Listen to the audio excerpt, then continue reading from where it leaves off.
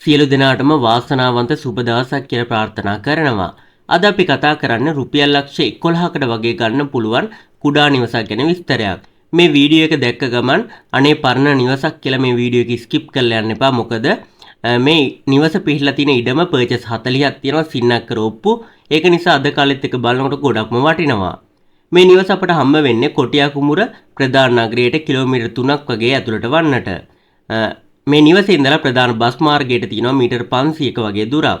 මේ නිවසේ කාමර දෙකක් පොඩි සාලයක් ඉතින් කුස්සියක් ඉදි කරගන්න වෙනම අත්විවරමක් දාලා තියෙනවා. බ්ලොක් ගල් 450ක් වගේම වැලි කොන්ක්‍රීට් ගල් මේ නිවස මිලදී ගන්න කෙනාට නොමිලේම හම්බ වෙනවා. මේ නිවස පිටලා තියෙන ඉඩමේ කොස් ගස් පොල් ගස් වගේම ගෙඩි කැඩෙන පුවක් ගස් වගේ තවත් විශාල පළතුරු භෝගත් දැක ගන්න පුළුවන්. මේ ගේ ගාවටම අඩි 10 පුළුල් මාර්ගයක් තියෙනවා. අඩුපාඩුවකට තියෙන්නේ මේ නිවසට විදුලිය ගන්න ඕනේ. අහල පහල හැම ගෙදරකටම විදුලිය තියෙනවා. මේ නිවසට විදුලිය අරගෙන නැහැ. ඒක තමයි තියෙන අඩුපාඩුව. ඉතින් මේ නිවසේ මිල කියන්නේ ඔයාලට රුපියල් ලක්ෂ 11යි.